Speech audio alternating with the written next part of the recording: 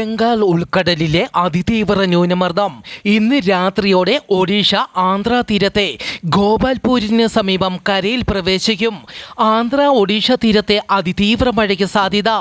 അറബിക്കടലിലും തീവ്ര ന്യൂനമർദ്ദം സ്ഥിതി ചെയ്യുന്നു. കേരളത്തിലെ വടക്കൻ ജില്ലകളിൽ മഴയ്ക്ക് സാധ്യത. കിഴക്കൻ കാറ്റിന്റെ സ്വാധീനം മൂലം ശനിയാഴ്ച മുതൽ തമിഴ്നാട്ടിൽ മഴ ശക്തി പ്രാപിക്കും. കേരളത്തിൽ ഇന്നും നാളെയും ഇടിമിന്നലോടുകൂടിയ മഴയ്ക്ക് സാധ്യത. ഇടിമിന്നലിന് സാധ്യതയുള്ളതിനാൽ പൊതുജനങ്ങൾ ജാഗ്രത പാലിക്കണമെന്ന് കാലാവസ്ഥാ വകുപ്പ് അറിയിച്ചു. ഒരു മണിക്കൂറിൽ കേരളത്തിലെ പത്തനംതിട്ട, കോട്ടയം, ഇടുക്കി, മലപ്പുറം, കണ്ണൂർ, കാസർഗോഡ് ജില്ലകളിൽ നേരിയ മഴയ്ക്ക് സാധ്യതയുണ്ടെന്നും കാലാവസ്ഥാ റിപ്പോർട്ട്. വിയറ്റ്നാമിൽ വീശിയടിച്ച ബുവാലോയ് ചുഴലിക്കാറ്റിലും മണ്ണിടിച്ചിലും 34 പേർ മരിച്ചു, 20 പേരെ കാണാതാവുകയും ചെയ്തു. 140 പേർക്ക് പരിക്കേറ്റു. ചുഴലിക്കാറ്റിൽ 8200-ലധികം വൈദ്യുതി തൂണുകൾ ഒടിഞ്ഞു വീണു.